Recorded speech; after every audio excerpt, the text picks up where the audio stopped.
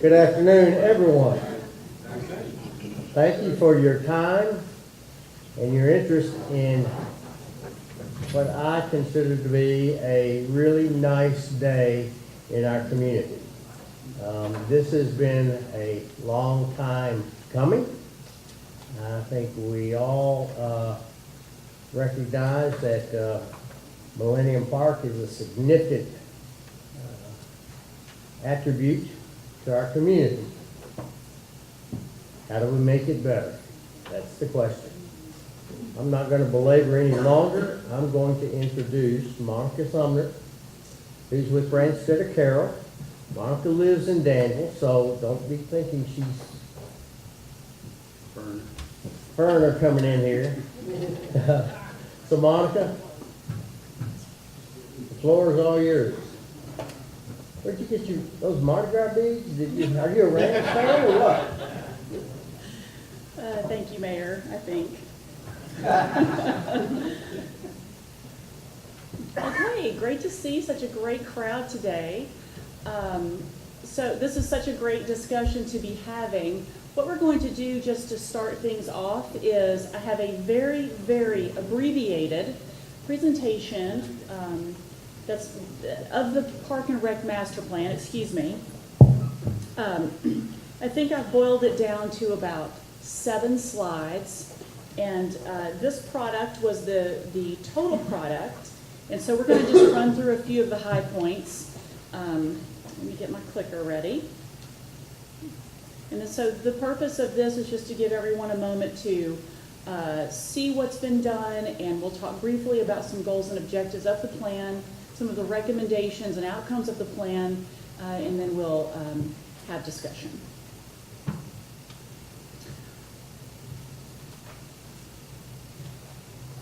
Okay. This agenda slide was from a previous slide where the presentation was given in long form back a couple of months ago. The 3 things that we're going to focus on are highlighted on the bottom 3 bullet points, which is the vision, mission, values, goals, and objectives of the plan itself, the recommendations that were the outcome of the work. Anytime we set forth with a group to evaluate the park system, we try to establish what the mission is of the group, what the vision is of the entity, and then the goals and objectives that we'd like to achieve.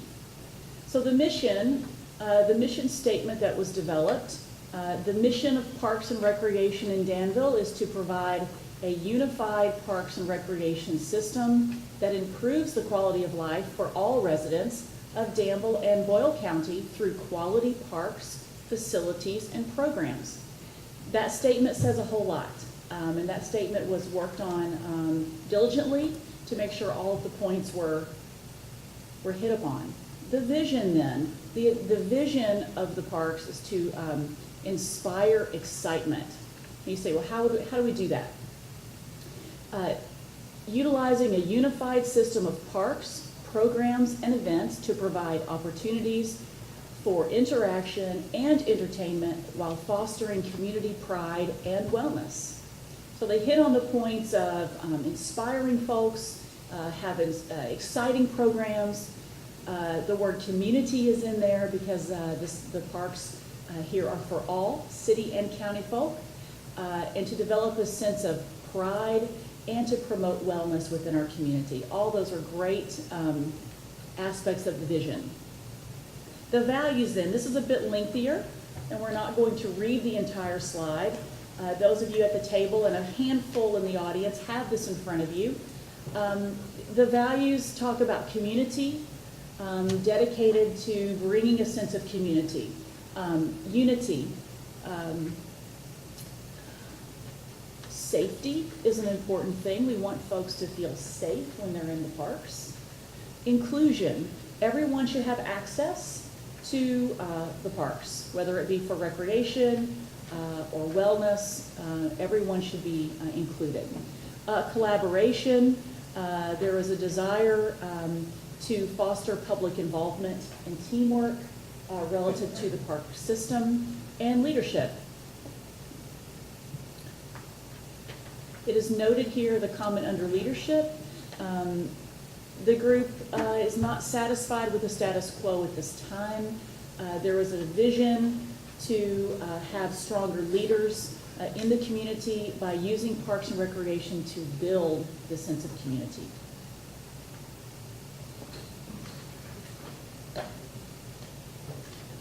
And this is where things get real, where goals are developed out of the work. Goal number 1, you see there, is to provide modern parks.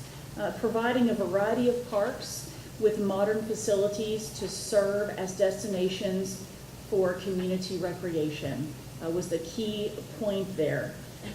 The objectives within that goal are to provide family-friendly facilities, provide locations for sports, also a support objective, and land management, being good stewards of the land that we have. Goal number 2 is to provide improved connectivity. Increased connectivity between parks, nature, and the community. One of the objectives is to provide gathering spaces. Another involves participating and enjoying nature and connectivity with the trails. Goal 3, to offer exciting programs and events. Offer a variety of recreational programs and events for users of all ages and abilities. Community impact was examined with this goal, as well as inclusion and innovation.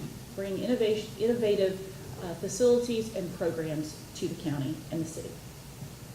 Goal number 4, effective management and operations. Utilize efficient and proactive management of staff and finances to promote an informed population and a safe environment at parks. Goal 4 has a lot in it. That's a big one. The objectives within that goal: unity, finances, customer service, workforce, engagement, collaboration, and maintenance.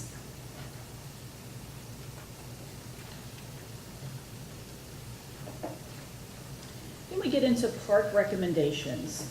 In the master plan document itself, every park parcel that was examined had very distinct and specific recommendations. I have chosen not to elaborate upon them today because it's things like, repairing fences and adding picnic tables and that type of thing. And since we're having a broader discussion today, we've narrowed in on park system recommendations.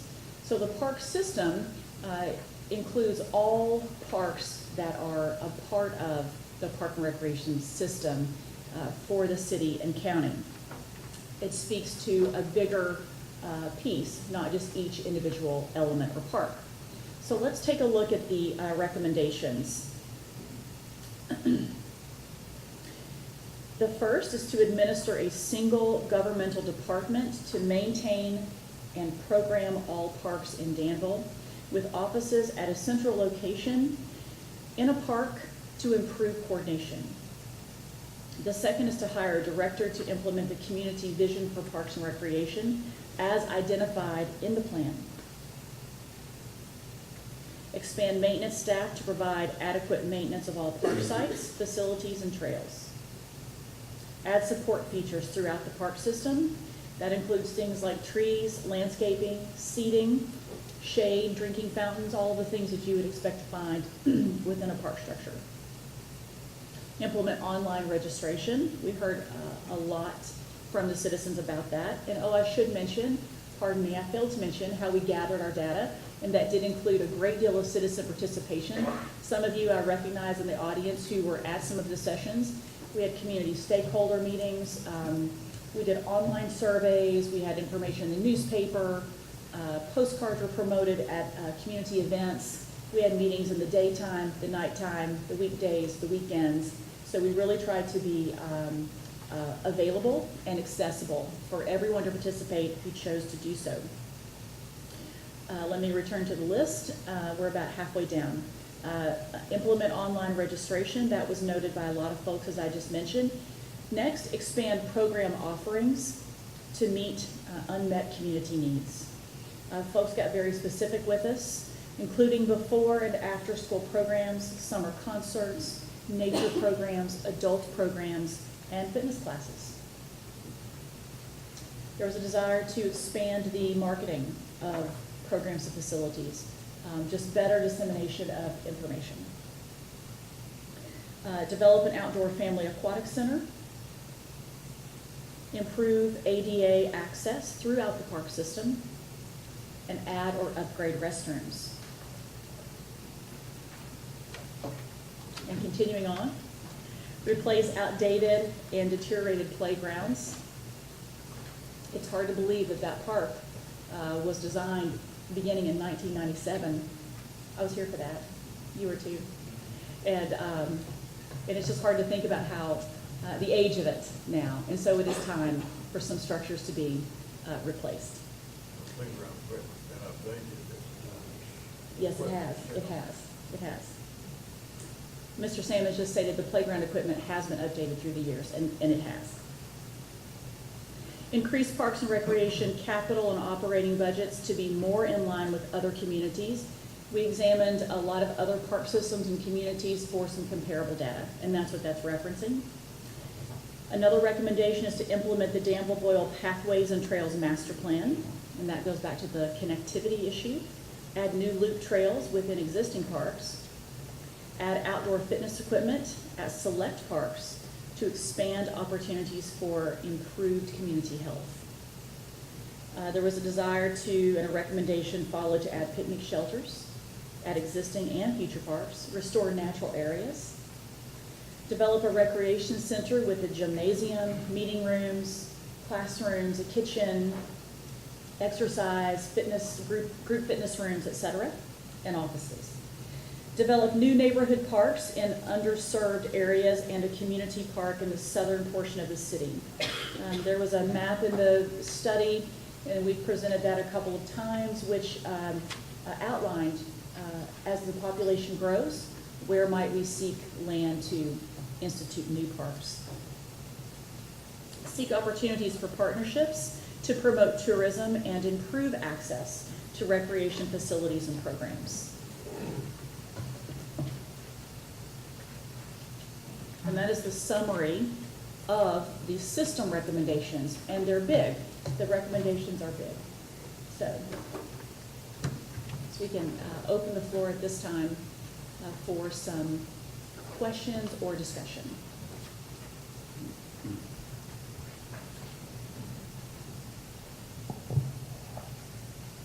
I'll start, if I could. I'm Jamie Gay,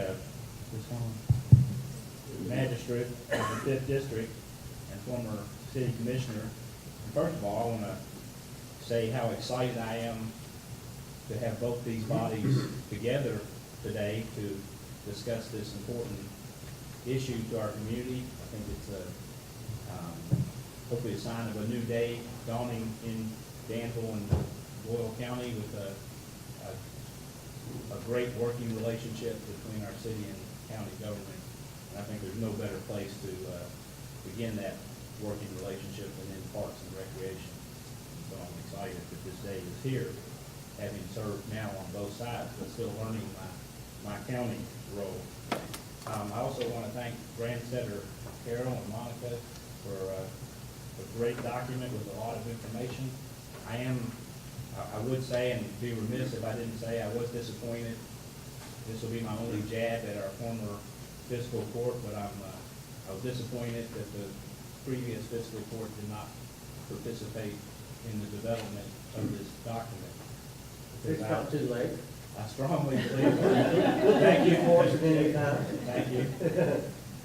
But I strongly believe that Parks and Rec is and should be a county-wide endeavor that incorporates and includes all three of our incorporated cities of Danville, Fairville, and Junction City.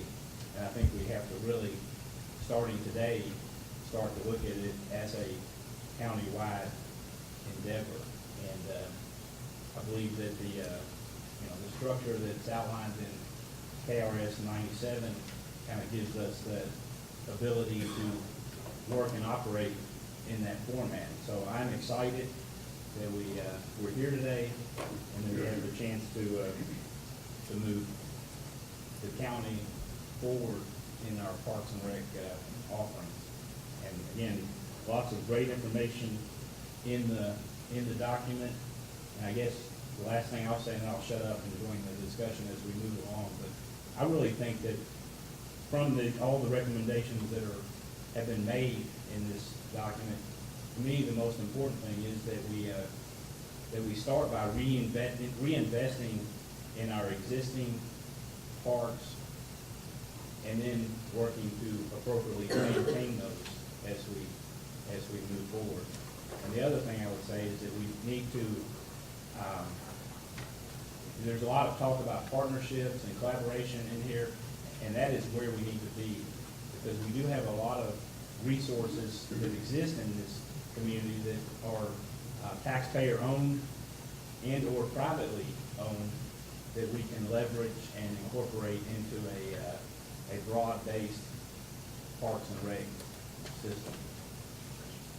Mr. Ellis has indicated he would like to speak. Thank you. I'm Tom Ellis, magistrate in the first district of Boyle County. Western Boyle County, first district, represents probably 55+% of the geography of Boyle County. And Jamie, the checks in the mail you're mentioning, Perryville, I'd also include Portland, Hartsville, Mitchellsburg. It's critical that we look at these areas, and I know that we're talking about opportunities out there that are separate from city and county park systems, but if we're truly talking about drawing in tourism, the first year I lived here commemorated a major time for the battlefield, the Perryville battlefield, which is the Gettysburg of the West. And there were over 9,000 people who came into this community. And I would hope that if we do an addendum to this, that we would mention it's such an extraordinary event. You could not get in the old Pizza Hut right there by the intersection by Boyle County High School for 2 days because Confederates and Yankees were taking over the place, and they got along with one another. Portland is its own jewel in western Boyle County. They have extraordinary festivals, and hundreds of folks from Danville come out to that, and folks from many communities around the country as well. So that connectivity that you talk about comes with what Jamie had first said, and then I'm dovetailing on the back end. And when you mention trails, the state designated trails all across, and the preserves all across Kentucky that came into being, I think, around 1976. And if you have not been out there, and if you haven't seen a deer in your backyard in Danville proper, you'll see 40 or 50 in the field along Portland Drive or Portland Road out in that direction. And if we want to draw people in from other states who truly enjoy trails, then bring them out to that nature preserve. It's 500+ acres. And by the way, the Perryville battlefield is now over 1,100 acres. And we've got folks in town who don't know that those are available. Thank you.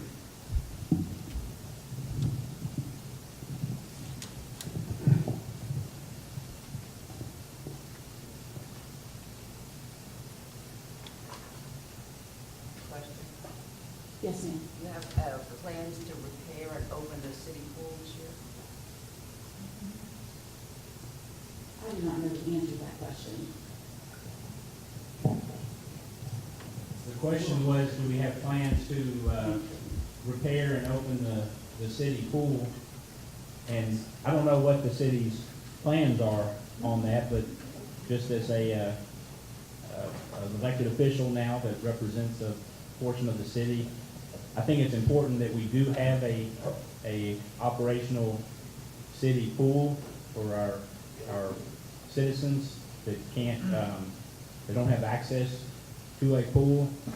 And I guess just that falls into one of my comments earlier about the fact that I think it's important that we reinvest and maintain our facilities. I've long contended, even when I did have a vote on the city side, that we could modify and put sorry, losing my train of thought. I got in at 4 o'clock this morning from a basketball trip, so I have to excuse me, my coffee's not working. A liner, that's the word I'm looking for. You could, we could modify, even if there's depth concerns with the pool. I think that with some modification and a liner in the pool, that still is a very functional and workable facility. And I would just urge us to think carefully through the new aquatic center concept, which I know that's always on wish list, and it's an important thing for a community to have. I'm a bigger fan of splash parks and other things that are a lot less difficult to maintain. And I guess my one thing I would say in a pool environment, in our climate, that we functionally have a very short outdoor pool season. The pool season officially goes from Memorial Day to Labor Day, but I think functionally our pool season is really about 6 weeks long, from Memorial Day or 1st of June until just after the 4th of July. So I think as you make outdoor aquatic facility decisions in a community in our geographic location, we have to recognize that pools are high dollar and high maintenance after they're put in place, and they oftentimes become a hole in the ground that you keep pouring money into, while they are an important asset and amenity that communities still need to have. So I do hope we'll strongly consider reinvesting and maintaining the pool that we have. Ron, can we get Earl to comment on, are we that far along, know what's gonna happen? Yeah, sure. Yeah, I mean, our goal is to keep it open. I don't have a microphone, but our goal is to open. I think we'll be working with Harold, we normally do, starting about February, and we just kind of do an inventory. As we closed the season out last year, we talked a little bit about that briefly, and we didn't see anything that was a significant obstacle like we've seen in the past, that we knew that was urgent, that we had to get in there. I think it's just more normal opening procedure. Yeah. So we wouldn't anticipate that being work-free, but we don't have some of the spirits we've had in the last 5 years. Thank you, Earl. Yes. Monica, one of the first, this is all the good information, but one of the real first things that jumps out at me, and I'm interested in how you all derived this, was the single government department issue.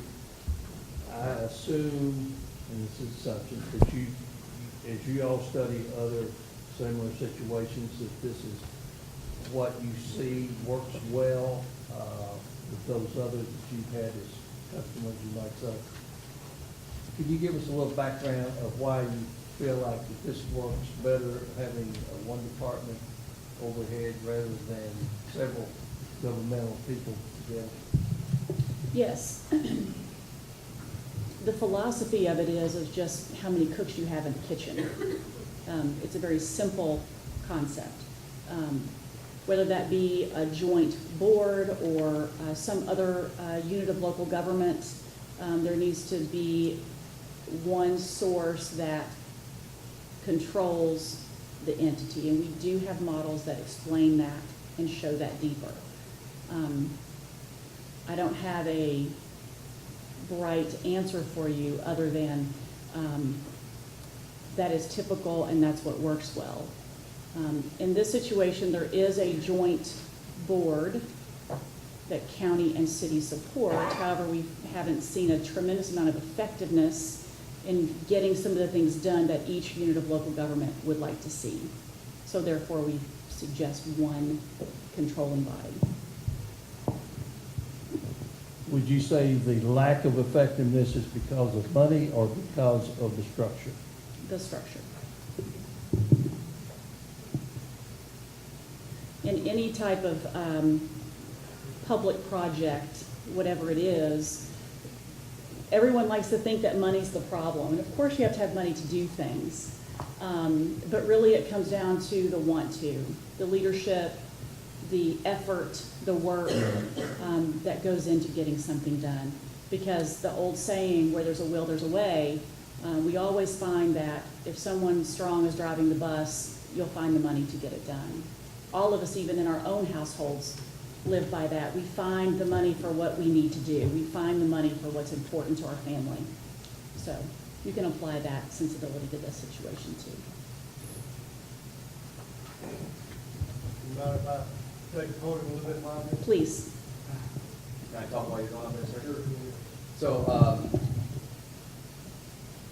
I'm going to slightly disagree with my counterpart here in the 5th District because, you know, the county level, we're looking at a big issue of getting ready to spend $35, possibly $40 million on a jail that a majority of the people in this county will never utilize, but their tax dollars are going for it. So the fact that we are going to snub our nose at an aquatic center to give a better quality of life, which is one of the things that every economic development person will tell you, is if you do not have a good quality of life, the employers are not going to come. So am I for spending a lot of money on an aquatic center? No, that's not in my wheelhouse. We can find ways of coming up with stuff, whether it be a private and public partnership. But given, you know, our partners here at Center has some of the most sophisticated, up-to-date facilities of anybody, because they know if they want to attract people here, students here, they need to have more modern system, and that's why they keep constantly updating the things. And that's useful to talk about. So while, you know, $3 to $5 million for a new aquatic center seems like a lot of money, which it is. You know, that's 10 to 15% of what we have to spend on this jail, whether we fix up the one we have or whether we build a new one. So let's keep that in perspective too, because for years I've stated that when my family relocated to Danville, I moved to this town because I fell in love with it the first time I was here, and I sought ways to get down here, and I was blessed with the ability to have the business that I have, which got us here. But the thing that always upset me as a citizen and also as a business owner was my wife with our children would utilize outside counties, aquatic centers, recreation facilities during the summertime instead of utilizing what we have here, because what we have here is outdated. And with that, so that's the resident. Business owner, she's also told me how much money she spent while she was out in those communities, whether it's on food or gas. So we're losing as well. So it's important to have that discussion, not just the dollar figure of what this is going to cost us. We also think about what we're losing as well. So as always, we've got many creative minds here. We can come up with creative solutions. But I think it's important not just to snub, you know, good ideas. And I'm sorry, we tried Bunny Davis the first year we were here. We went twice, and that was it. And we chose to go elsewhere. So while it fits a portion of our town, it can't do what it should do. Plus, it's further out from some of those kids that really need to utilize something in the summer. So. Thank you, Jason. Thanks, sir. Can everybody hear me okay? First thing I'd like to start out by saying is that I don't know, the term historical gets thrown around quite a bit, but you know, during the election season, I heard a lot of people going door to door saying, I'd really like to see the city and the county work closer together on a lot of things. How much closer can you get with every commissioner of the city and every magistrate from the fiscal court in here talking face to face, dealing with each other, along with the mayor and the city manager and the county judge executive? I think what you're seeing, as it was said earlier, is a new day for Boyle County. And this is a good thing. We're all in the same room. We live in the same fishbowl. We got to work for the same advantages to make Boyle County be the best it can be. And the city of Danville is a big part of that, pure and simple. I want to say just a few words. Fran Stiller Carroll did an excellent job on this Parks and Recreation Master Plan. Coincidentally, they did an excellent job on the Boyle Mercer County Detention Center study. Now, we've heard some of the recommendations in the Parks and Rec Master Plan. What I'd like to see, the collective energy of these two distinctive bodies, the City Commission and the Fiscal Court, is to come together and zero in on their respective focuses. And through collaboration in small work groups of 2 or 3 people between each entity, from each entity, working with each other, is to make some recommendations how we can collectively, in collaboration, help the city realize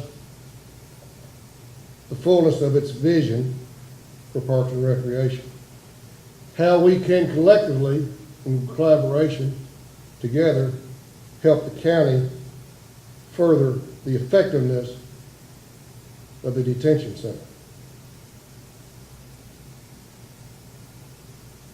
Both of things are very important to all of Boyle Countyans. And I'm not sure that with public safety being one of the primary issues of government service, one's any lesser than the other. They both have strong merits in their own. What I would like to see in this collaboration is for people that are appointed to work with each other, determine how we can help the master plan come to reality, how we can determine the detention center be optimized at the best level we can for the near foreseeable future. Now, this plan recommends somewhere between a $30 and $40 million expenditure to replace the detention center. As a fiscal conservative, I'd like to explore every opportunity and option to get into compliance at a lesser mark if possible. I think we have a great opportunity to work together and reach across lines, like I say, between the city and the county. That is the main crux of this meeting, is to bring all the collective synergy, energy, understanding, and communications of both parties together to help further what is best for Boyle County in all respects. And that's probably where I need to leave it for the short term. Because I would like for these people that work with each other from each entity of government service to come back as soon as possible to the respective parties and make a presentation on agreed upon findings or recommendations to the commission and to the court on how we can best proceed forward so we can mutually achieve the advantages of our focus. I would like to appoint 2 magistrates, one from the older court and one from the newer court that is currently sitting, as me as a backup to help work with the city appointed small working group of people. And I'd like to utilize Phil Salmons and Tom Ellis. They represent committee representation from both the detention center and from the Parks and Rec Board. Whoever the city wants to appoint, that's just my recommendation. We proceed that way. But this is not something that, in my opinion, should take a very long period of time to determine. I know we have some issues that are centered around board appointments. personnel appointments, and we do not need to delay those requirements very long at all. We have some real monster issues facing the detention center. Costly is an understatement.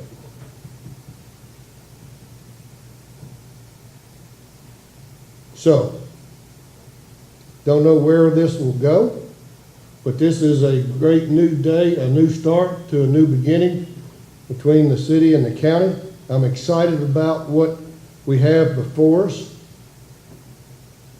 And to see this in this room together, we need to take a picture of this, y'all. This is neat, good stuff.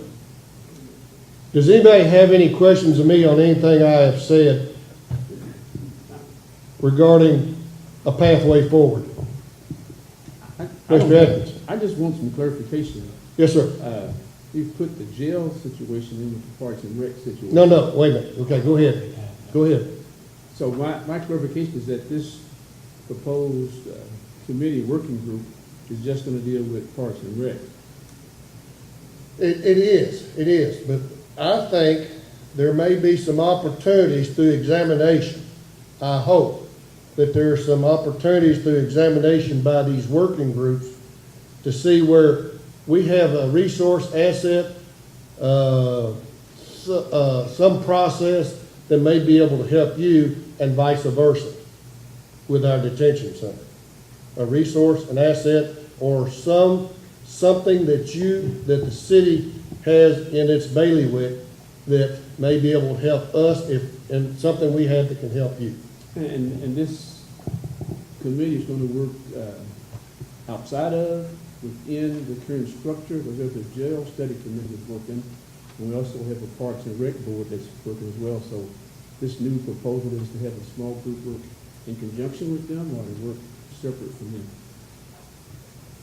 I would assume they would be not separate from, but in conjunction with, I would think, because that's still a live entity that is valid. I was just thinking, we have commission representation and we have fiscal court representation on Parks and Rec. Right now, we don't have any city commission representation on the work that's going on. No, you don't. Jail study. So You don't. Okay. And the other thing I want to say is that I want to commend you and the new court for meeting with us today.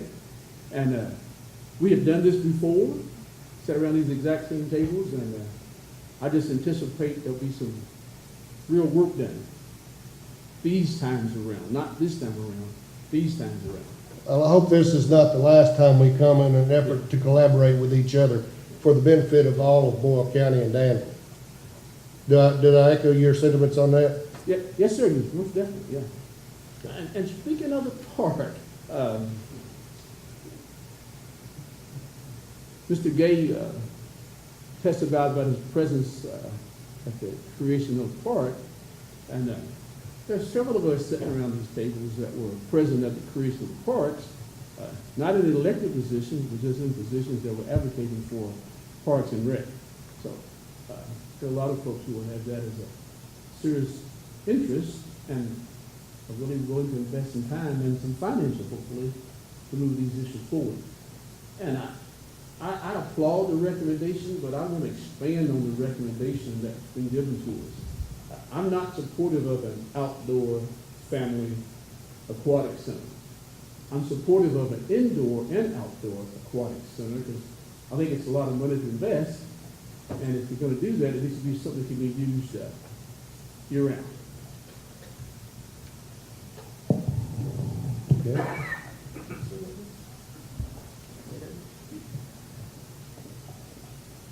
Let me go back and again, I'm not opposed to indoor, and I do think it needs to be indoor and outdoor aquatic center, because as I mentioned before, I think that because of our short outdoor season, it needs to be able to be utilized more year-round if you're going to invest that type of resources in that. I do think, though, that we have to, and I know we all are, I know everybody here works hard to be good stewards of the people's money, and so I don't want this to sound like I'm saying something otherwise.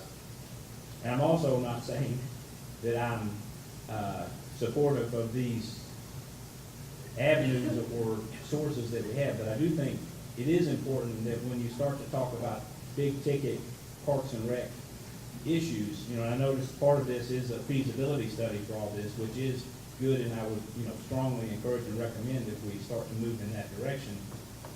But having done a feasibility study in the past in my McDowell Wellness Center life, I just want to say that we are, and the numbers in this report, which are great and do a good job of showing that we've had very slow and steady growth.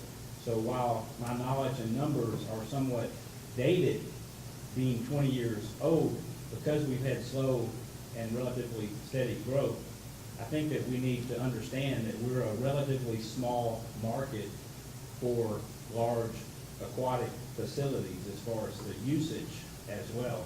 And so these are just reality facts that I think we've got to keep in mind, when we start making big community wish list ideas.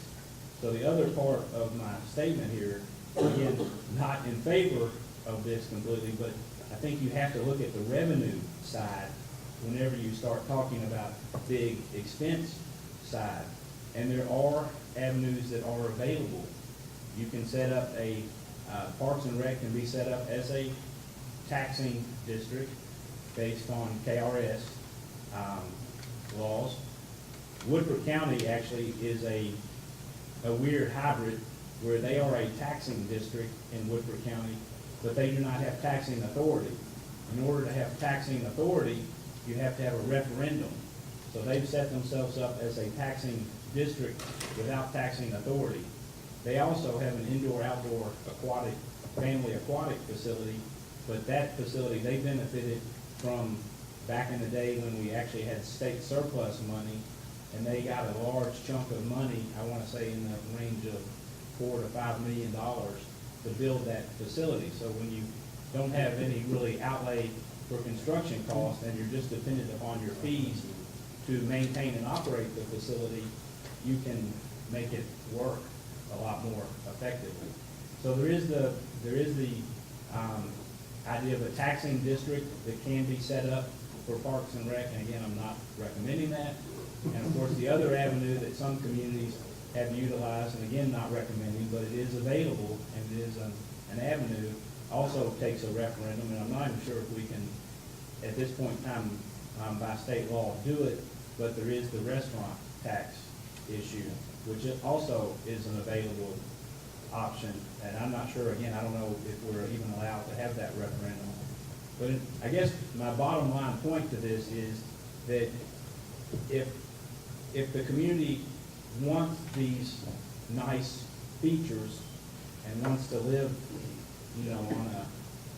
with champagne type of budget, then we have to be willing to vote for and pass the initiatives that allow us to build and support these things going forward. Because the worst thing you want to do is build something nice and just watch it deteriorate, which aquatic environments, again, deteriorate quickly.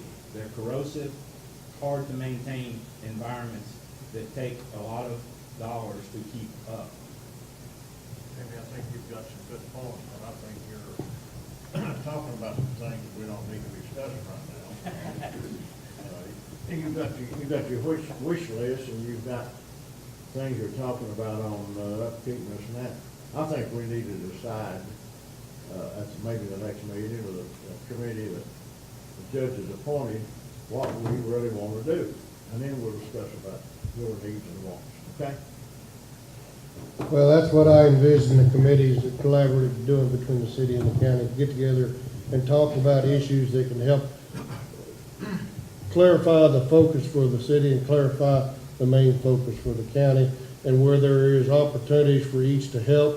Don't know what they are, what they might be, but there might be something out there to examine what those are. Yes, sir, Steve. You're basing a lot of this on the 30,000 residents in Boyle County. Approximately 300 people responded to that survey that's wanting a new aquatic center. Would you feel more comfortable with more support from the public than 300 people when you're talking about investing multi-million dollars in a new facility? And also, if there was money to be made for a facility, there'd be some kind of company, business looking into this instead of the government. You know, the government's not into recreation, you know. I just feel more comfortable with having more support than 300 people. Well, actually, a city's primary goal is to provide services for the citizens. So that's kind of where this comes into. And we really can't, I understand what you're saying by 300 is actually more closer to 500, 600. But if you look at our last election, only 10,000 people voted, right, out of 30,000. So does that make our election null and void? No. We can't force people to come out and do things, but we have to listen to those people that actually have come out and voiced their opinion. So I understand what you're saying. And again, I'm not looking to have this solely, in my mind, solely funded by the government. There are options, but generally most parks are government entities. Well, there's this splash park down in Somerset. It's a government entity. City owns it. The city owns that, and they're actually getting ready to build another one because it's been so popular. But I'm not saying something of that extent. One thing to comment on Mr. Atkins over here, it's important that the city has a voice, I believe, in some ways on the jail as well, because, you know, you guys pay county tax as well. So it's important that your voices are heard as well, or this whole county's voices are heard. As much as I am for an aquatic center, I am strongly not for an indoor facility, because if you ask Center College what their biggest electric bill is, it's their indoor pool. And when you've got a entity like Center with $260 million in endowment money that are not interested in redoing their pool, a town of 30,000 people really don't need to have that sort of issue, or that. I mean, if you really want to tank something, yeah, go ahead and build an indoor facility. There's other ways around it. Most places in Lexington, even Lexington doesn't even have an indoor facility. But a lot of places will utilize Roosevelt Dome during the winter time to allow the facilities to be used. But, John, I'm sorry. I think Monica's got some answers for the 300. I'm not sure I have answers, but. Some response anyway. Yes, I do have a response. A couple of things have come to mind in the past couple of minutes, so hopefully I can keep those thoughts organized. One thing that I did notice once I took a seat for a moment is that not only do we have the two bodies at the table, but you've actually intermingled, right? We have a city person here with the county people, and a county person with the city people. So that is nice to see. You gotta get your glasses on, Ron. But I didn't have no choice. We were trying to push Phil over there, but nobody wanted to.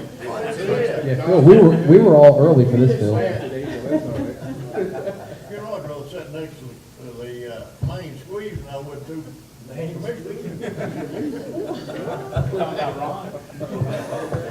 I'm sorry I brought that. I may We point out, digress. I'm sitting next to the only lady at the table. That's kind of the way I like it. What? I'm sitting next to the only lady that's at the table. Okay, so back to, let me make a comment about the gentleman's question regarding maybe why there aren't private entities in town looking. I don't know if there are or not, but I will tell you that a quality of life issue is the providing of parks and recreation. So we see all over the country communities providing these types of services, whether it's water or parks or not. It becomes a statement that your unit of local government makes towards wanting to have a quality of life in a community. And we do a lot of park work all over the country, including aquatics, indoor and outdoor. It's all expensive. And the city commission or the fiscal court or whatever entity it is they make up their mind that it's something they want to provide their community. And they provide it at a lower cost than does a private provider.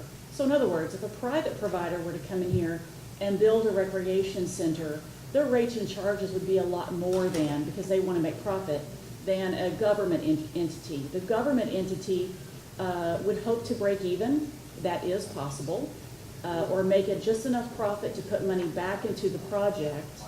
But the government entity isn't looking to make profit. So what we see actually benefits people more is the opportunity to have access to government-run recreation because it's cheaper. And the government entity has to make a decision as to how much they would like to subsidize that piece of recreation or try to break even. We did a community center which had indoor gymnasiums, indoor water, et cetera, for a community in southern Ohio many years back. And they didn't have a recreation department at all. They were only a village of 5,000 people. And they came into some money because industry located there, and they decided they wanted to provide parks and rec for their people. And so they built a $10 million recreation center. It was enormous. It was a Taj Mahal, there's no question. But they got some money from an industry. But they decided that they wanted to provide that for their community because they had people leaving. And so in order to grow and maintain the health of their community, they wanted to provide that. So they decided how much annually they could subsidize. They decided that and then based their development costs and their rates and charges costs upon that. And I guarantee you, the family pass rate at, I think they were only charging $250 a year for a family to join, would have been far, far, far, far more had it been a private entity come in and try to offer that. So that's not really an answer, but it's just some logic behind it, or something to give you something to think about. And if you'd like to do some research on your own, you might try to peel into what the rates and charges are on a facility that a city owns or county versus one that a private provider would offer, and maybe the difference in those rates and charges. We do those type of market studies and have that type of research, but I can't recall that without the material in front of me. So maybe at another time that would be appropriate. Or maybe one of these work groups that the county judge has recommended, we could provide some of that information to them. Yeah. I'm glad the city would be glad to pay for that. Yeah. Well, I'd like to this gets away a little bit from what we've been talking about, but Judge, how does your planning of structure work in comparison to the ad hoc committee that's already been formed for a lot of years, that we got back into probably a year or so ago, and we started, What's the composition on that hoc? ad hoc is what, 72 magistrates and 2 commissioners, does that sound right? Chairman, or the mayor and the judge, 1 city commissioner, 1 county magistrate, city manager, county treasurer, chairperson of the joint Danville Boyle County Parks and Recreation Committee, or his and her designee. So we've got a committee that's formed that is very, very close, I think, to what you're talking about. So you may not have to reinvent the wheel, it's just maybe change the mission a little bit, or change the structure a little bit, but it's already, right here. That would fit fine, John. The only thing I have a concern about is, if we're looking at it from a county's point of view, I want to make sure that the detention center interests are at least considered throughout whatever fact-finding information exchanges exists. So I don't know if you have seen that, so I'll have that to you. But it's a committee that also decided at its last meeting, if I remember correctly, decided not to set another meeting, and there is a sunset on it. Does that sound right? It was renewed once. If I could just respond generally, the committee was extended once or twice, but by agreement it did sunset. My suggestion is that we consider the fact that we have a report that has been generated over a year and a half or so that had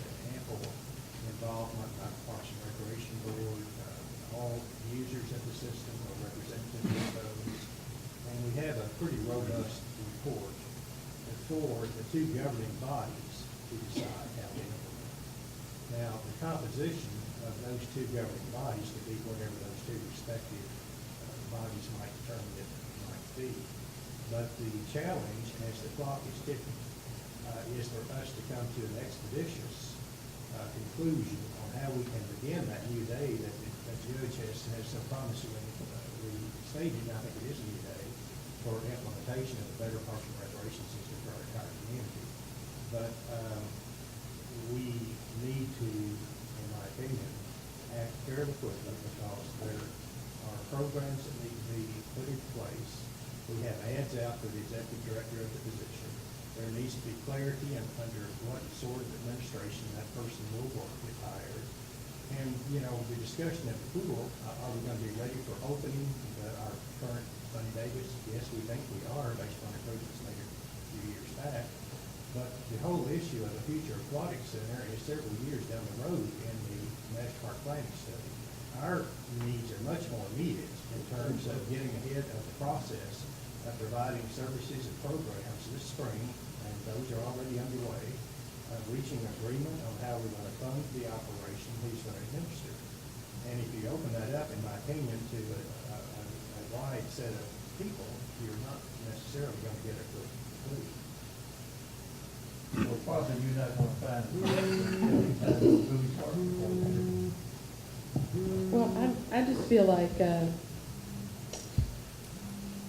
the ad hoc committee and adding another layer of a committee, we've already proven with the ad hoc committee that just adds another layer and a lot of confusion. I mean, we bounced the check back and forth for how long with the ad hoc committee? I just don't think adding another layer is the way to go.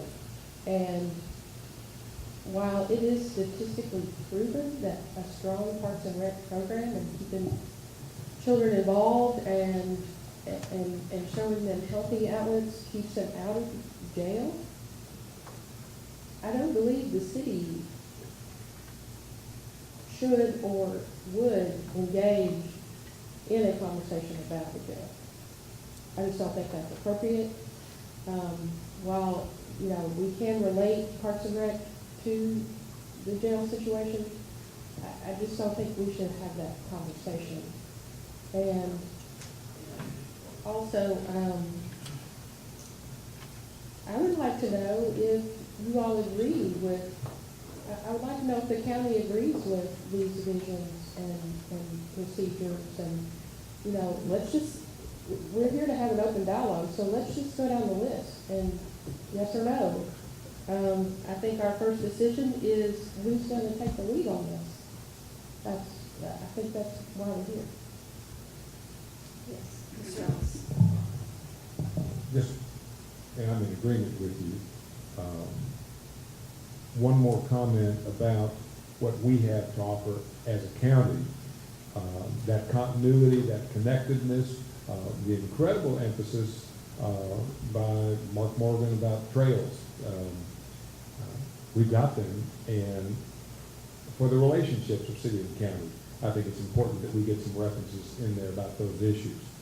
Now to the bigger issue and understanding exactly where the county judge executive Hunt is coming from. I think everybody around this table has probably toured our detention center. The Advocate Messenger has done an extraordinary job over the past 6 months of reporting on your studies and where we have to be. It's mentioned the constitutionality of the moves that we have to make. And I completely understand Judge Hunt's concerns and need to act on that while we're considering what we can do from a fiscal standpoint about parks and recreation.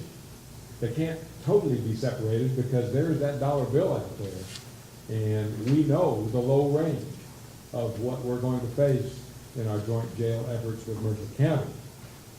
And as Magistrate Cullen is saying, we're looking at 1/10 of that to achieve some of the goals that we would like to achieve for parks and recreation and quality of life that will maintain and retain employers and employees and attract more in the future. But we cannot divorce ourselves from the imperative that has been laid upon us that will require some action. If I might. I go to 30,000 feet on these two issues and these two governments. To me, it becomes fairly clear. County government is an extension of state government, and by statute, county government and state government is responsible for jail. City government, as has been pointed out earlier, is a service organization. And one of the services we provide is recreation. It seems to me that we need to each play to our strengths, each play to our obligations and definitions. And following up on Judge Hunt's suggestion with two magistrates, I'm going to suggest that two people from the city commission meet with two magistrates and come back with a recommendation on how we move forward with this. And do that within, do this by March 1, if not sooner. If I could real quick, I agree with what Commissioner Terry was saying there. I think that this is the time to go ahead and talk about some of these issues, and especially the recommendations and the guidelines. I think that I do agree that this is the Parks and Rec discussion meeting, and the jail is a huge and important issue for the county government, and it's our constitutional, as the mayor just pointed out, it's our constitutional responsibility and obligation to take care of that issue, and so that is a big ticket item for the county government. I do think, though, that all the things that have been said about Parks and Rec, it is a quality of life issue, and it's an important issue for our city of Danville and our entire county. And I think, as we've talked about, there are lots of ways that it can be interrelated and interconnected and managed appropriately and have the right structure. And we do need to focus today on what that structure is going to look like, because we need to move this on forward. And in my opinion, we need to have a joint city-county Parks and Recreation Board, as we currently have and as is structured. As the fiscal court and the city of Danville, I think the key is empowering that board to operate as that single point of contact as it is designed to function, and to then empower the Parks and Rec Board to oversee the director hire and oversee the director. And I'm just a big believer in the fact that the structure is there, we just need to allow it to operate as it's designed to function, and take advantage of this new day that we have and move forward.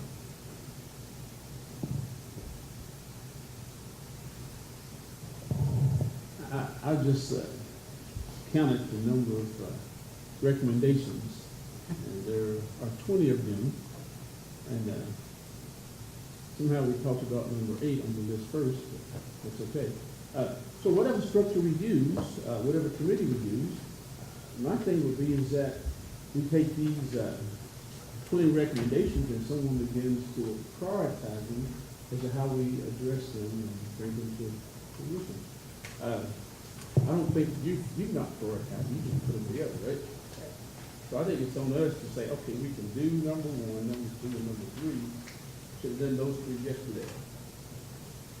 17, 18, whatever number we can do next week. Somebody said, we put ourselves together a little time to figure out how we're going to address these things. And I guess number 8 could become the number 21, not even on the list anymore, right? Correct.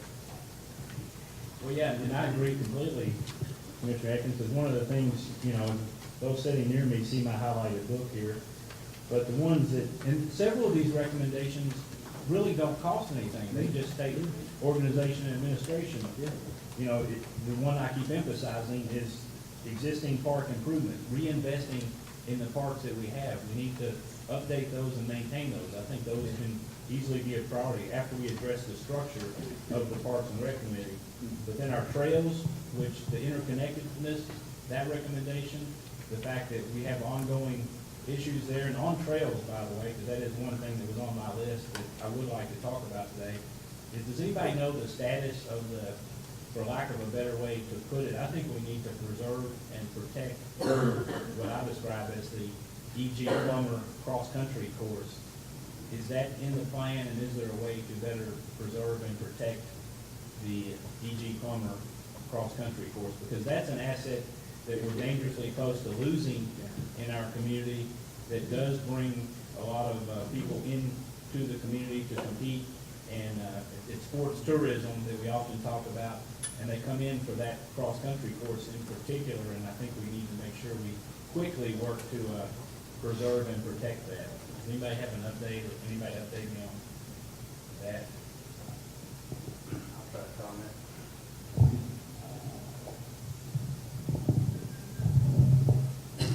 I think Magistrate gave that it's a little bit out of our control.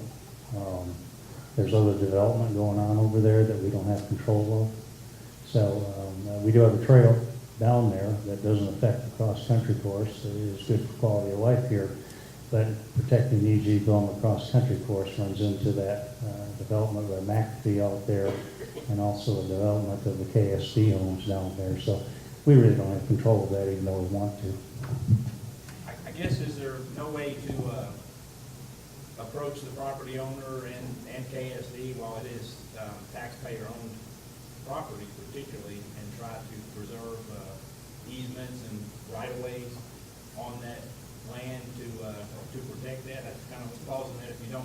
If you don't try, you can't, for sure, but if we do try, we could. I agree. I think that's logical, but some of that's already gone. You've been around as long as I have, and heck, some of that course will never be back again. It already has some building stuff going on it, but those are worthwhile things to explore. But that's in the little nuts and bolts. I think that since I have the microphone, we can talk about little things going forward. And they're all great things, but I think the number one priority is to attract a good Parks and Rec director here, and we need to be a little bit more clear in our vision, not really for an extension of the ad hoc committee or forming another committee, because it just delays the whole clarity of that applicant. What am I getting into? They're not sure. So I think we need to focus on that. May I add that you don't get your director until you tackle the first one up there that's been recommended.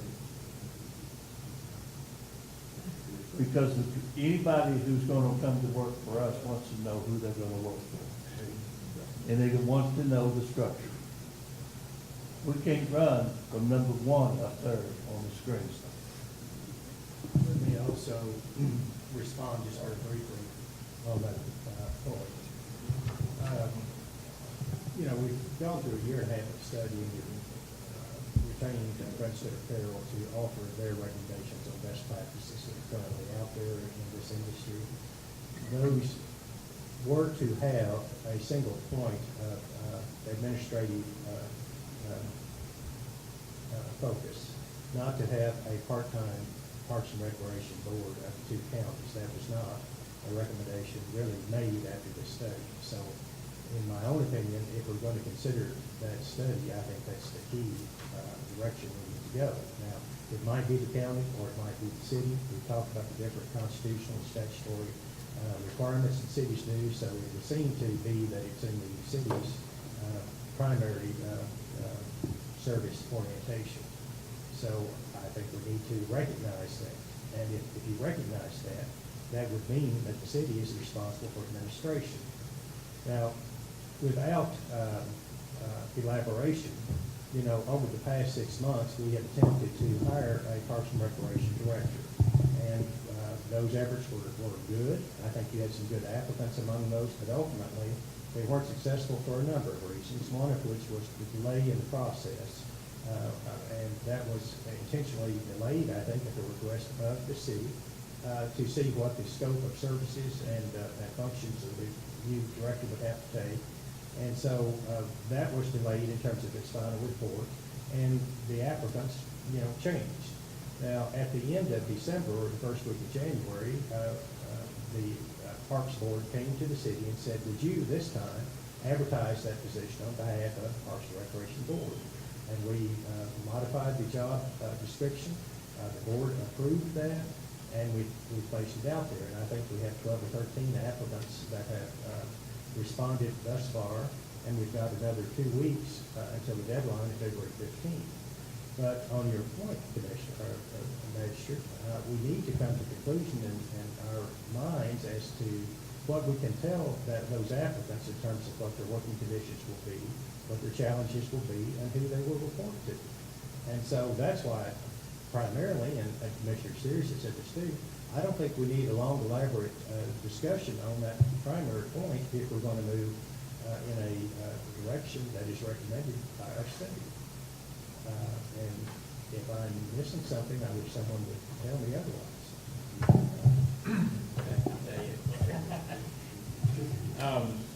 I guess I would ask Monica this.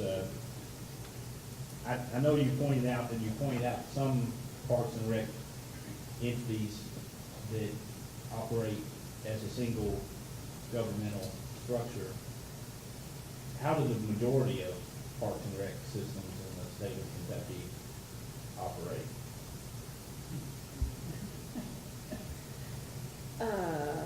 There are a lot that do have park and recreation boards, very clear structure.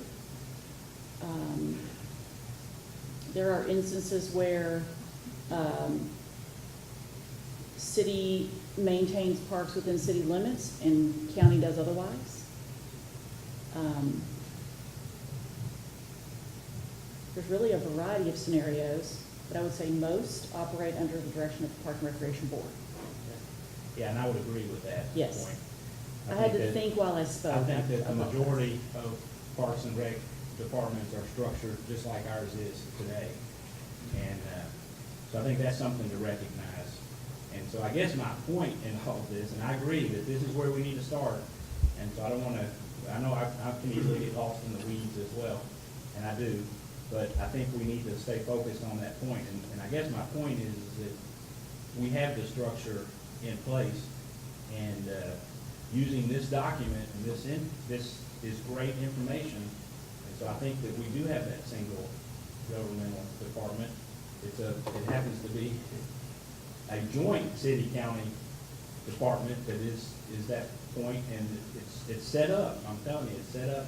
Now let's empower them to oversee, program, manage, operate a countywide Parks and Rec system. And I think that is an exciting day for our community if we're to that point. Mayor, I'm sorry. I have concerns with this because if you know anything about the board right now, we're losing 2 members. We've got a third that's going to be on a hiatus for several months. So out of a board of how many? 7 people, we've got 4 people on this board. We're going to bring essentially 2 new people in, and they're going to be responsible for hiring a director of something that they may or may not have experience doing. So I understand the issue. Monica, do you know roughly how many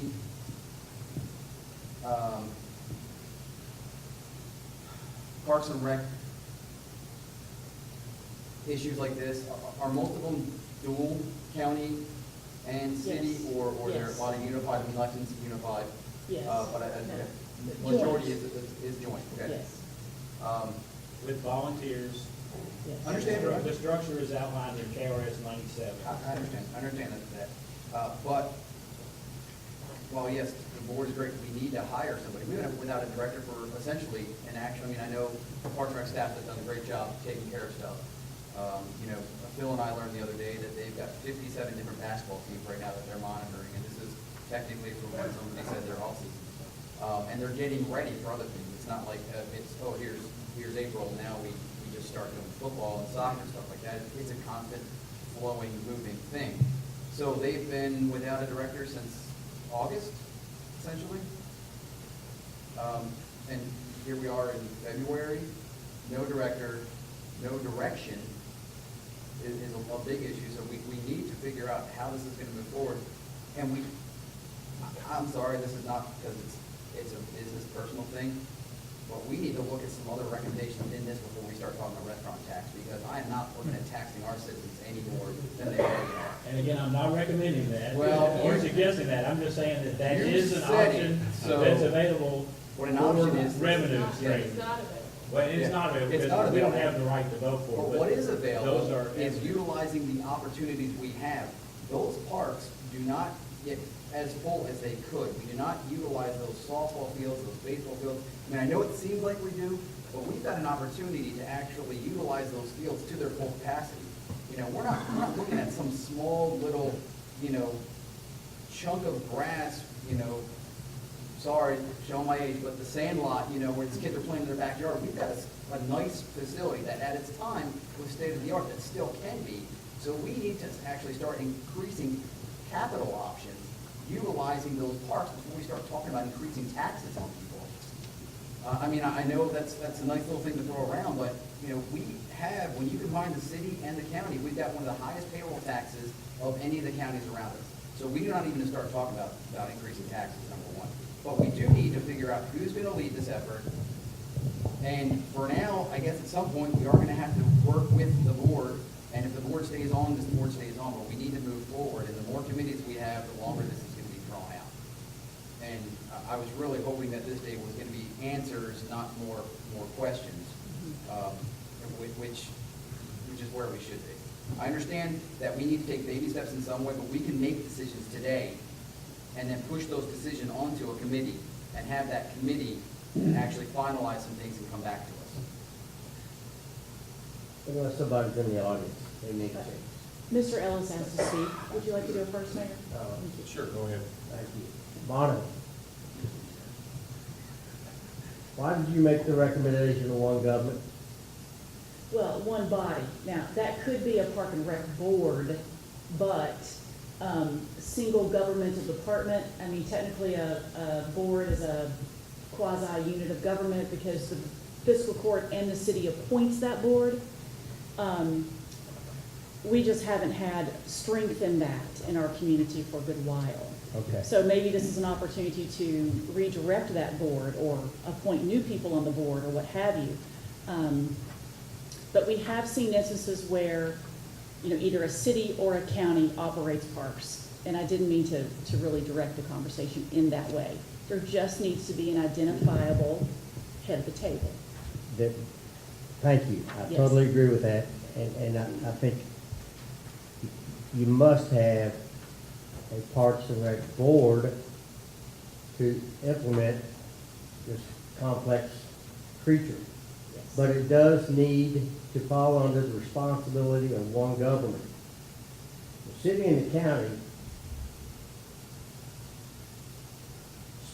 allocating $750,000 a year to an unelected body who then becomes responsible to not the city and not the county, that's not a very smart situation. I'm going to go back to my suggestion. And it's not my suggestion, it's the judge's suggestion. Then we have two people from the county, two people from the city. Let's figure out how we're going to, I'll say divide and conquer. Because I stand firm on my belief that the jail is a constitutional requirement and it's a county issue. And Parks and Rec is a city issue because that's what cities do. Doesn't mean that one funds one funds the other. But from an operational standpoint of view, it is a city function. I'm just going to say it. It's a city function. And it needs to be overseen by the city so that if there are improper So if there is not the kind of management that you want, something can be done about it expeditiously. I don't know how to say it any more plainly. I'll try. I think part of what the mayor's addressing, attempting to address is that we have funding provided by the city, funding provided by the county. It goes to Parks and Rec, who have a board, and who have a director. And from that vantage point, who answers to who? Who's really responsible for the director evaluation and assessment? We appoint members to the Parks and Rec board, but the confusion debate has been is that, to me, the city commission and the fiscal court really have not given much respect and power to the Parks and Rec board, or we've given it all to them. Give it all to them. Yeah, it's sort of been our problem, not theirs. We've just sort of, the in-house fighting has been with us about the money, and then the committee got into some disagreements about whether we should do this, or that first, and so it needs to be a chain of command, and to me, the Parks and Rec board, if they had the authority to hire the director, then the director should be answering to the Parks and Rec board. But that's not how we've been operating today. Yeah, well, that's where I'm optimistic that this is a new day in that regard as well. Because again, the structure is clearly in place. And again, KRS, I hate to keep it sound like a broken record, but it clearly gives the authority to a volunteer board to oversee and direct the Parks and Rec director that they hire and fire, including all the other personnel. And the budget. And so the city and the county also oversee the money that they allocate through their appropriations and budgeting process. And they need to be kept up to date and given reports accordingly. So there are clear checks and balances and oversight. The city and county also have the ability to appoint the board members, which is how they also provide the oversight.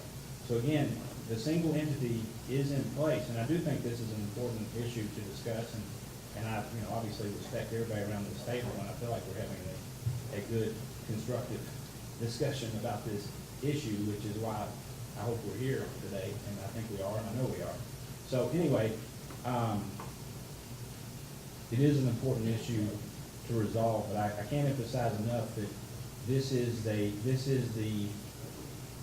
I guess the standard operating procedure of most moderate to smaller size city and counties within the state of Kentucky, and it's clearly spelled out and set up to function this way. Our larger cities do function differently, because again, my contention is that Parks and Rec, I go back to, yes, within the city of Danville it's a city function, but it's a county-wide endeavor, and we need to, I just think, start to look at Parks and Rec in a bigger picture issue. I think the Parks and Rec director should oversee, advise, and manage every park in this entire county.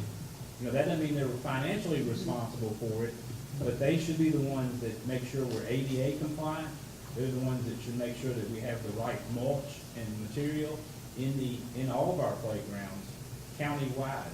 Is just my opinion. So Jamie, are you suggesting that the single entity be the county?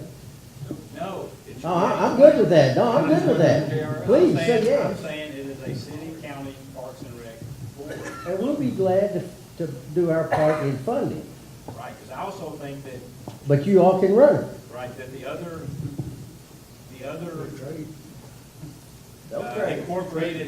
incorporated cities should also have a seat at the table and on the board, and should be involved in Parks and Rec oversight. Perryville, Junction City should also be involved in the overall countywide Parks and Rec endeavor. In a lot of communities, that's what they do. In Mercer County, Bergen has a voice at the table. In Woodford County, Midway has a voice at the table. So, and some of them fund and some of them don't. but they get to have a voice at the table. We've mentioned before the fact that when you appropriate $750,000 to Park and Recreation Board, there's no accountability really to the taxpayer as they handle those programs and make policy decisions. And so that's one of the primary disadvantages of this model, and I recognize it is in place and has been in many small and mid-sized communities. But probably we are bigger in many ways than most smaller and mid-sized communities.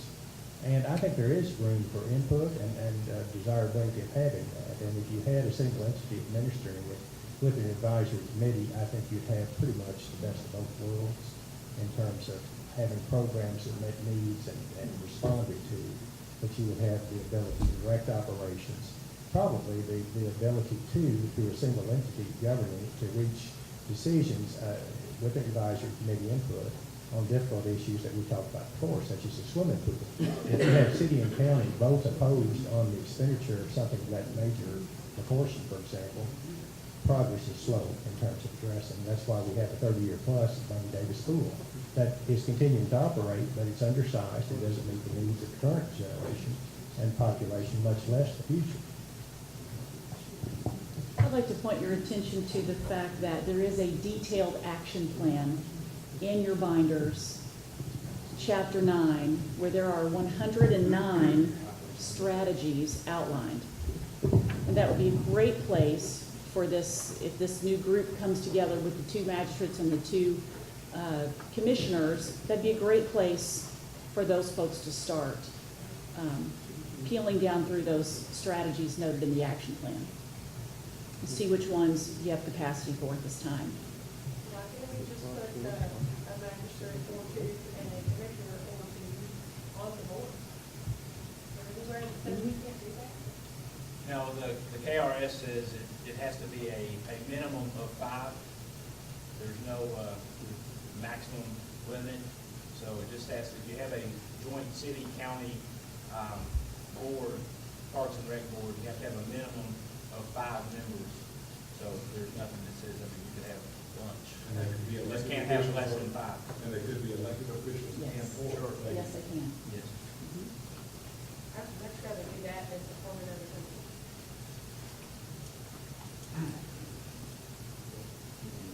May I try to dare to distill some things here? Please challenge them. We have a judge's idea. We have an entity in place. We have the concept of a single governmental department being the city of Danville. I'm the culprit who, on the 22nd, said, well, golly, why do we have to do this right now? Well, from that naivete, I've become educated, and to expedite I see now as a critical need, we're going to disappear this week. We're going to disappear again next week for training. So to meet, Mayor, your deadline of March 1 or before, as you stated it, we're going to be staying up late at motels while we're being trained on other things. With that recognition and the fact that there is at least one major ticket item where the city shares a 6-figure amount and the county shares an equal 6-figure amount, with expectations that we're bringing in jobs and hopefully major employers, as of now, newly elected, we have that responsibility to hold them accountable. I asked, what is the difference? Especially with KRS as stated, what is the difference in moving ahead? And I do appreciate the idea that with the possibility of an extended board, tournament going away, a watchdog from the city, a watchdog from the county. Could be added to that board. Yes, thank you. Thank you, Jay. Well, let's Junction and Thursday, yes. of a single entity kind of running with this, because prior to us, mom and dad didn't get along. Now, we've kind of reconciled a little bit. Hopefully, things are going to work out. But, we had an ad hoc committee that kind of went nowhere. And, I have a little one at home that comes and asks mom for something. She says, go ask dad. And then she comes and asks dad and says, go ask mom. Next thing we know, she's in the living room with a bowl of ice cream. Because, we don't always communicate the best. I mean, it took us this long to come together.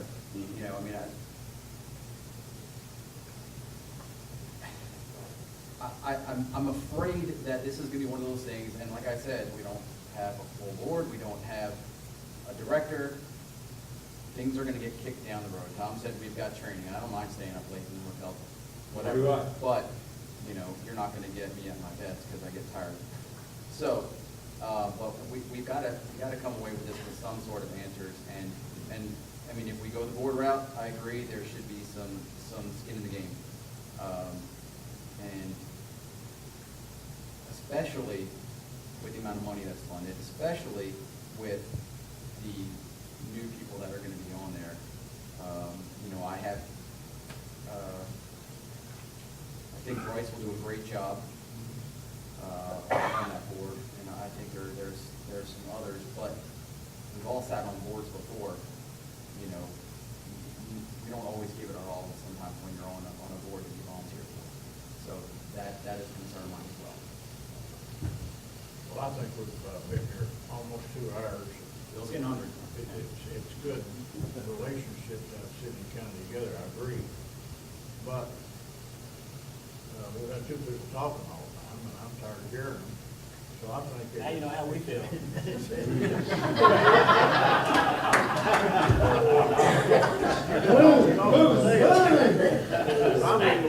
We adjourn and get back together another time. Well, I'm gonna give everybody, out of respect for everybody's time and being here and everything, this is, you can carry on past me, but I've got a 5:30 meeting, and I need to leave about 10 after to be there on time. I didn't expect this to go as long as it has. I don't think there needs to be any motion recommendation. What I envisioned was 2 people from one side and 2 from the other, and maybe a third on occasion. Keep it short, sweet, quick, a quick, response to examine the efficiencies of coming together and seeing if there's anything that can be mutually advantageous to each focused intent. That's the shortest way for me saying it, and you're still going to feel that back. No. Let me just make one more comment, and I will shut up. I apologize for dominating the meeting. I hope you can see this is something that I'm passionate about. This is, I guess, I would say in my wheelhouse. I'm somebody that has spent my entire life working in athletics and recreation. So I am passionate that we do this right and we do this well, and I think we have a great opportunity to do that. To have a great Parks and Rec system. We've had pieces in place, we now are ready to take that next step. So I'll say that. Then I'll close my comments with saying I'm a huge fan of sports tourism, and we have a great opportunity to capitalize on that market. And we have a piece of that that's even happening this weekend. Our Center College men's basketball team is in first place in the Southern Athletic Association. If we win this weekend, we will clinch first place, and that means we will host the Southern Athletic Association Conference Basketball Tournament, February 22nd, 23rd, and that means 7 teams and their parents and others will be coming to town, and that is sports tourism. And that's what we've got to continue to work on and be a part of. And Center College is a big player in that arena. And so I say that to say that our women and men play at 6 and 8 on Friday, and our women and men play again at 1 and 3 on Sunday.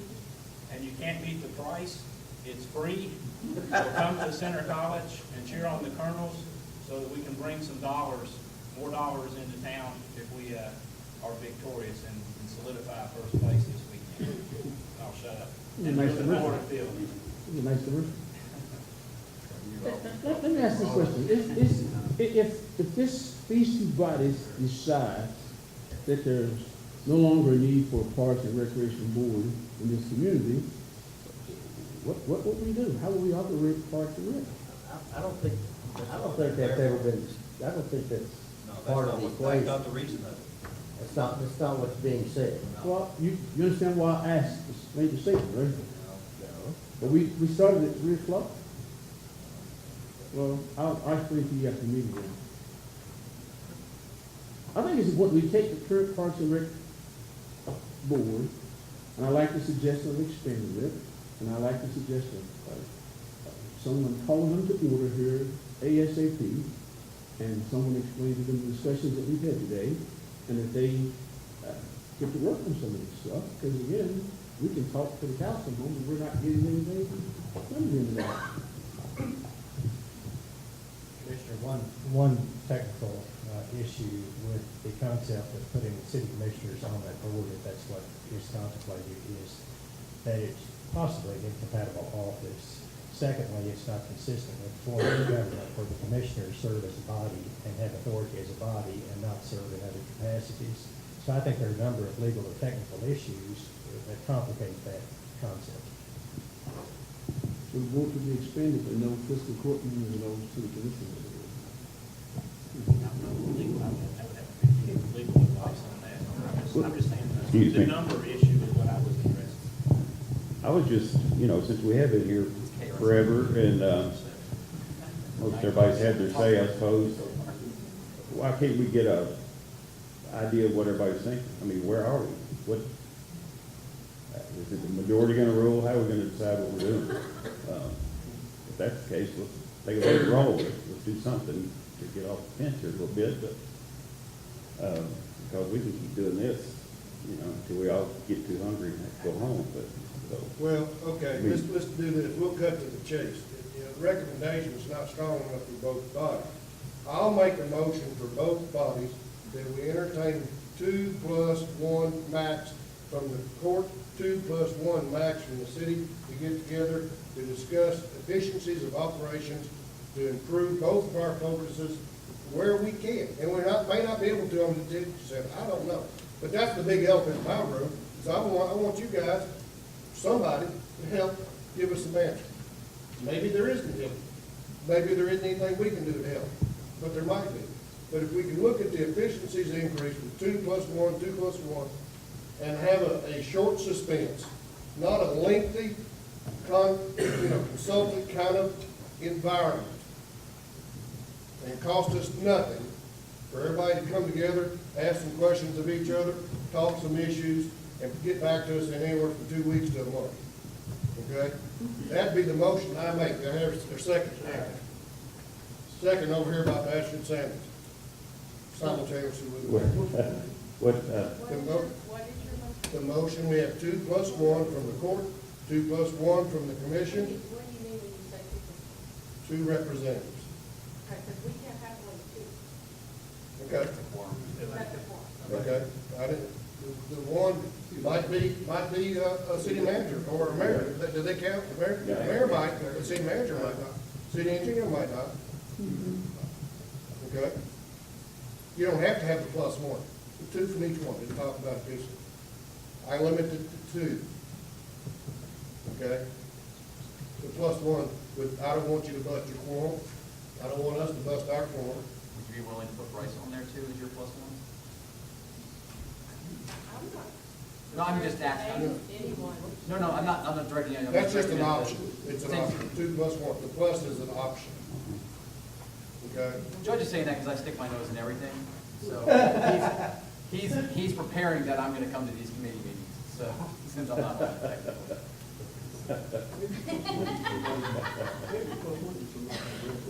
Sorry?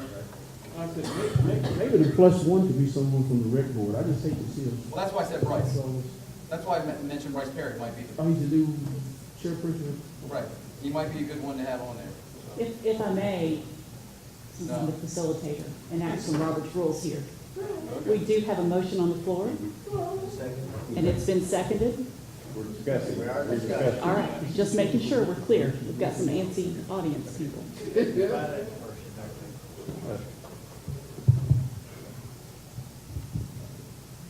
I'll go along with Magistrate Atkins, and we can go ahead and vote on this, but I think there should be current Parks and Rec Board participation, because they're near and dear to what's happening.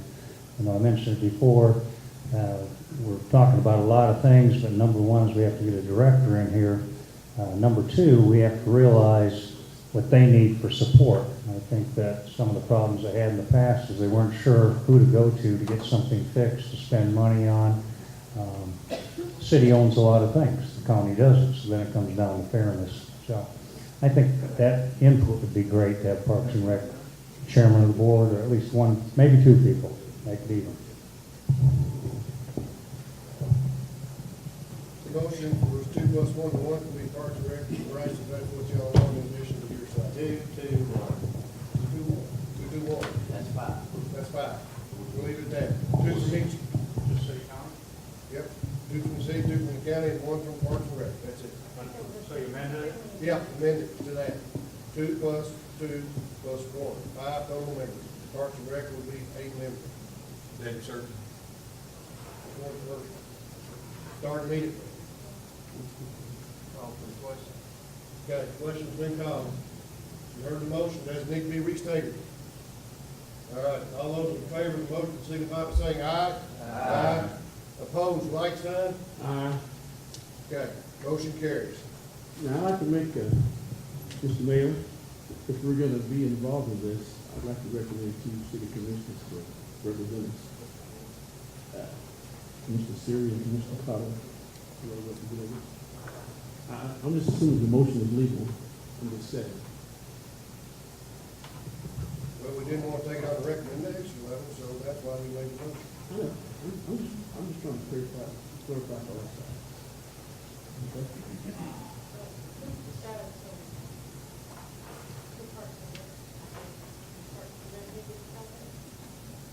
I think it's assumed that the chairman, so the new chairman will.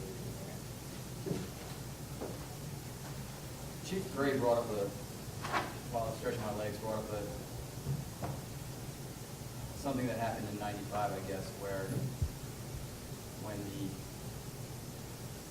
director was being sought then, that the final 2, I guess, were between the board, judge executive, and the mayor. Really, that's one thing we need to tackle right away is getting a director. So, However, with the efficiencies, I won't solve for this group. so I would make sure everybody that has their skin in the game, I mean, I'm not trying to speak for him when I. And we can't hear you up here. Restate that, please. Can you hear what you're saying? Chief Gray had mentioned in '95 that the director at that point was hired by the board. The final 2 people were interviewed by the board and by the judge executive and the mayor. So, Well, in the search that failed, the city and I believe the county both asked for representation in the hiring process, and it was denied. new day. I understand, I'm just saying, we would very much like to be involved in Good. having one. I mean, I think we all share that sentiment. We've been here for 2 hours and this is not going to go away. So, If I may let you know too, and add very quickly, Mr. Sammons, I saw that look in your eye, and you're close to me. Brand Sitter Carroll is a consultant to each entity here for a variety of purposes. In terms of this park discussion, we are available and very glad and willing and desire to meet with this newly formed committee. We have a ton of resources that we can offer you. This is at no cost, just to help the process. We help many, many, many places find directors. We know the processes, we know the language that they look for, we know all those peculiarities of professionals in that realm. So we're, mayor and judge, will just offer ourselves to be available to share those resources that we have with this new group that might help in making the decision quicker. Sounds good. Okay. Do I hear a motion for adjournment? So moved. Second. Made, second, third, fourth, and fifth. All in favor, say aye. I do appreciate everybody coming out. Very nice, thank you all. Very nice. Good discussion.